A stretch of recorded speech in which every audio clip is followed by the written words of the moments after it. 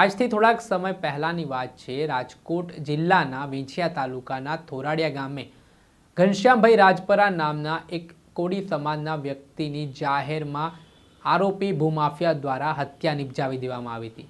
જે ઘટનાથી કોળી સમાજમાં ઘેરા પડઘા પડ્યા હતા। આરોપીનું જાહેરમાં સરઘસ કાઢવામાં આવે તે પ્રકારની માંગ સાથે કોળી સમાજના લોકો મોટી સંખ્યામાં વિંછિયા પોલીસ સ્ટેશન ખાતે ઉમટી પડ્યા હતા। અને આ દરમિયાન પોલીસ અને કોળી સમાજના લોકો વચ્ચે ઘર્ષણની સ્થિતિનું નિર્માણ થયું હતું।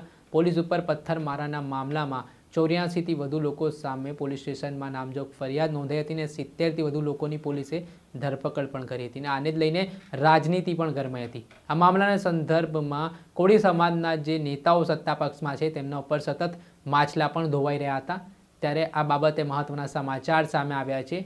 જે કોળી સમાજના લોકો જેલમાં બંધ હતા તેમને લઈને રાહતના સમાચાર મળ્યા છે। આજે કોર્ટ દ્વારા તેમને જામીન આપવામાં આવ્યા છે। સાથે જ કેટલીક શરતો કોર્ટે મૂકી છે, જેમાં જ્યાં સુધી આરોપીઓની ચાર્જશીટ નહીં થાય ત્યાં સુધી તેઓ ગુજરાત બહાર જઈ શકશે નહીં। તારીખ ઉપર તેમને હાજર થવાનું રહેશે તેવી અલગ અલગ શરતોના આધીન આ જામીન મળ્યા છે। ત્યારે આમ આદમી પાર્ટીના નેતા રાજુ કરપડાએ પણ આ મામલે નિવેદન આપતા શું વાત કહી છે તે સાંભળેલું। નમસ્કાર, હું રાજુ કરપડા। હાલ જે સમાચાર મળ્યા છે ખૂબ ખુશીના સમાચાર છે કે જે વિંછિયામાં પોલીસ ઘર્ષણમાં જે પણ કોળી સમાજ સહિત અન્ય સમાજના લોકો પર જે ગુનો દાખલ કરવામાં આવેલો ગંભીર ગુના અંતર્ગત જે લોકો ગોંડલ જેલમાં હતા, બંધ હતા, આ લોકોની જે આજે જામીન અરજી હતી, સુનાવણી હતી, એમાં તમામ લોકોને જામીન પર મુક્ત કરવામાં આવ્યા છે। અને જે કાંઈ એમની શરતો છે, દર મહિનાની 1લી તારીખે હાજરી પુરાવાની ચાર્જશીટ બને ત્યાં સુધી ગુજરાત બહાર નહીં જવાનું, આ બધી શરતો પછીની વાત છે। પહેલાં જામીન જે મળી ગયા છે એના માટે એક ખુશીના સમાચાર મળ્યા છે। અને આવનાર સમયમાં તમામ લોકો પર કેસ પરત ખેંચવામાં આવે આ માંગણીઓ સાથે આમ આદમી પાર્ટી જ્યાં પણ જરૂર લાગશે ત્યાં કાયદાકીય લડત લડશે।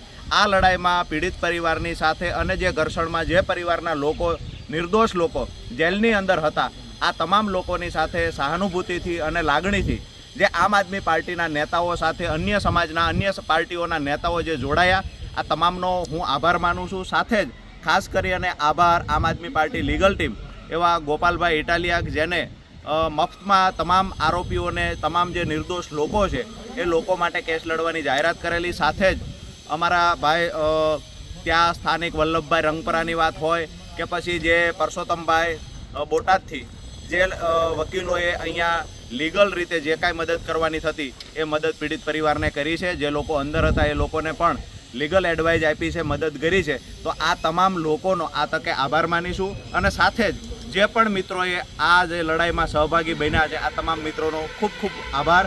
અને આમ આદમી પાર્ટીના નેતાઓ અને ખાસ કરી વલ્લભભાઈ હોય, ગોપાલભાઈ હોય કે પરસોત્તમભાઈ હોય, આ તમામની મહેનત ક્યાંક ને ક્યાંક રંગ લાવી છે, જેથી કરી અને પરિણામ સુધી પહોંચી શક્યા છીએ। તો આ લડાઈમાં જોડાયેલા તમામ લોકોનો ફરી વખત હું રાજુ કરપડા હૃદયથી આભાર માનું છું। જી, આમ આદમી પાર્ટીના નેતા રાજુ કરપડા તેમના દ્વારા કહેવામાં આવ્યું છે કે જે કોળી સમાજના લોકોને ખોટી રીતે આરોપી બનાવવામાં આવ્યા હતા, નિર્દોષ લોકોને પણ જેલવાસ જવાનો વારો આવ્યો હતો, તે મામલામાં આજે કોર્ટે જામીન આપ્યા છે।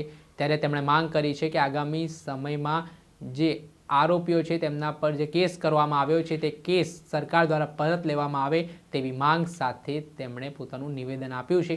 ત્યારે જોવાનું રહ્યું કે હાલ છેલ્લા થોડાક સમયથી ઘનશ્યામ રાજપરાની હત્યા મામલે જે રાજકારણ ગરમાયું છે અને જે એક બાદ એક ખુલાસાઓ સામે આવી રહ્યા છે અને આજે કોર્ટ દ્વારા આરોપીઓને જે જામીન આપ્યા છે તેને લઈને પણ હવે એક મહત્વના સમાચાર મનાઈ રહ્યા છે।